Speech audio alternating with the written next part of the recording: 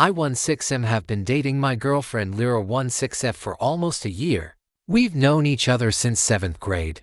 She was the loud laugh, the green backpack, the chaotic sunshine girl who made even boring classes feel like adventures. I was quieter, the kid people only noticed when their Wi-Fi broke. But here's the thing, no one at school knows I'm rich. Not even Lyra. And I don't mean my dad owns a car wash rich. I mean my parents are investors. My mom works in fintech, and we moved to this small town because they can work remotely from literally another country. My parents made me promise, no flaunting, no flexing. Blend in, son.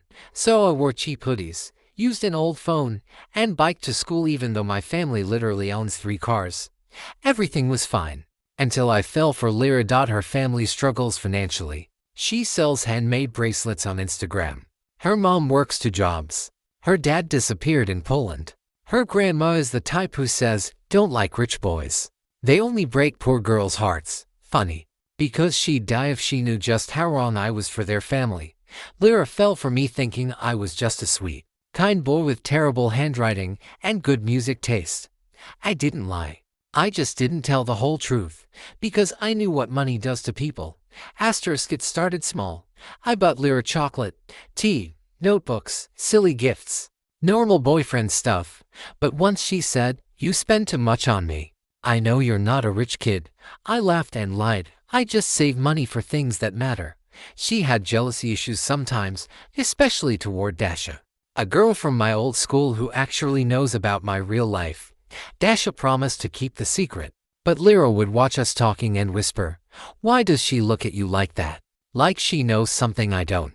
I dodged the question. Then her birthday came. My mom helped me choose a gift and she went overboard. She bought a real silver pendant from a high-end boutique.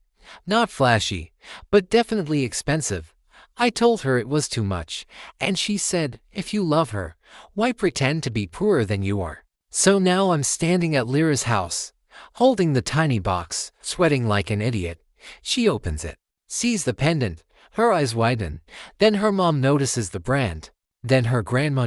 And everything explodes. Her grandma goes, it's fake. He's just a simple boy. Her mom looks closer. This isn't fake. This is expensive. Like really expensive. Lyra turns to me, where did you get this? How? How can you afford it? All I can say is, I didn't want you to think I was trying to buy your love.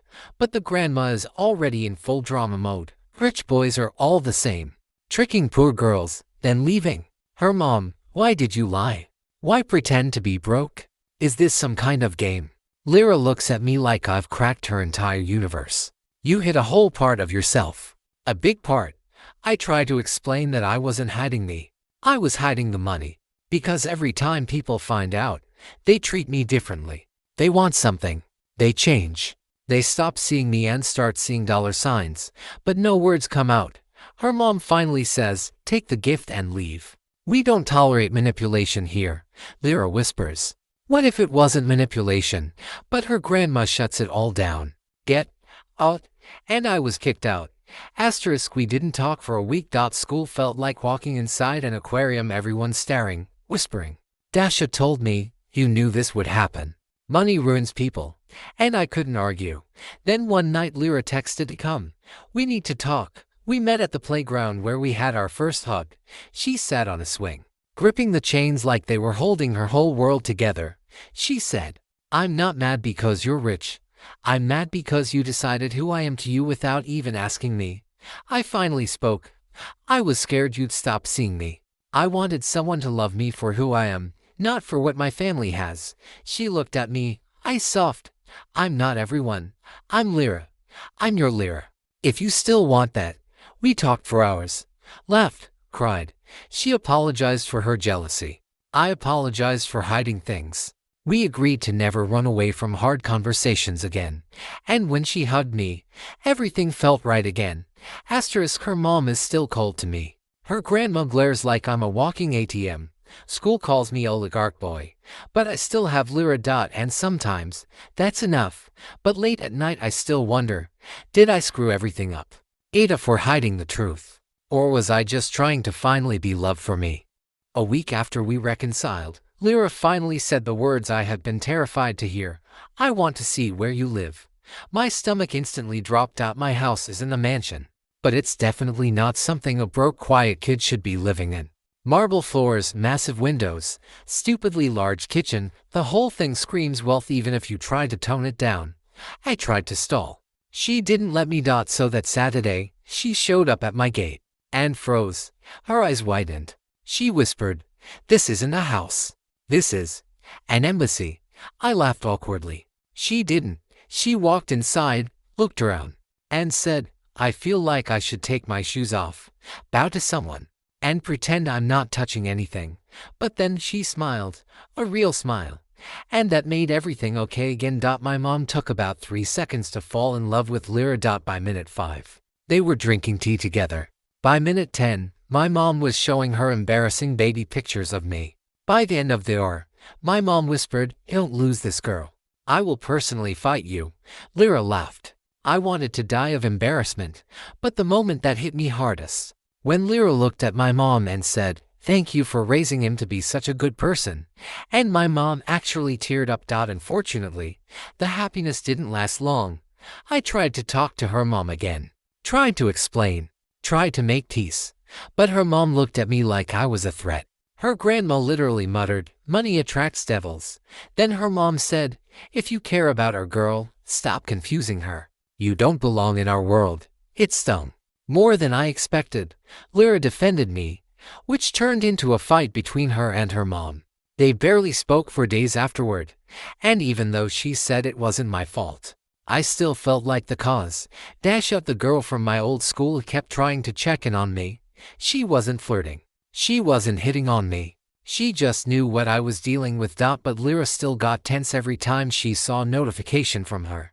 Finally she asked, "Why does she care so much? Why does she always text you when something happens with us?" I said, "Because she's like family. She knows the real me." Lyra whispered, "But I'm your real person now, not her." We didn't argue, but there was a new crack between us. Lyra insisted we try one more time with her family. Her mom agreed to a neutral dinner. It wasn't neutral. The moment I sat down, her grandma asked, "So, how many girlfriends did you buy before mine?" Her mom followed with, "If you break her heart, I'll make sure you regret it." I wasn't even angry. I was just tired. But then Lyra snapped, "Can you stop treating him like a criminal? He's done nothing wrong." The room went silent. Her grandma shook her head, muttering, "Blinded by love." We ended the dinner early. Lyra cried on the walk home. 2 days later, everything blew up again. Lyra grabbed my phone to take a selfie. A harmless, normal couple thing. But while she held it, a message popped up from Dasha. "Did you tell her the full truth yet?" Lyra froze. Her hands started shaking. "What full truth? What is she talking about?" I tried to explain it was about the house, the money, everything she already knew. But Lyra didn't believe me. She walked away without saying a word. For 3 days, Lyra ignored me. No texts, no calls, nothing. I left notes in her locker, walked by her house, tried everything. Finally, she sent one message, "I just need time to breathe." My heart broke anyway, because time to breathe felt a lot like goodbye.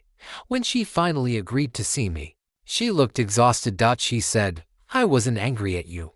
I was angry at myself. I didn't understand." She explained, "I grew up worrying about bills, about food, about everything. You didn't. And sometimes, it makes me feel like I'm not enough for your world." That hurt, because she didn't get it. I told her, "I don't want someone from my world. I want you." And for the first time in days, she smiled. We sat on the swings at our old playground until midnight. We talked about everything: fears, insecurities, dreams, what we want in life. She told me she wanted to be a photographer. I told her I wanted a life where no one needed money to feel safe. She leaned her head on my shoulder and whispered, "I don't want to lose you."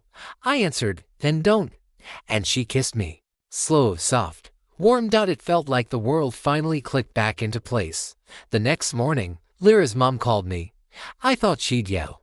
I braced for it. Instead, she said, "Come over, please." Her voice sounded different. When I arrived, she looked tired, older than before. She said, "I realized I wasn't angry at you. I was angry at the life we have." And I took it out on you because you were the easiest target. Then she added, but you love my daughter. That's obvious. And she loves you. So, I'm willing to try again. Her grandma still glared at me, but her mom hugged me. I think things might finally be okay. For now. I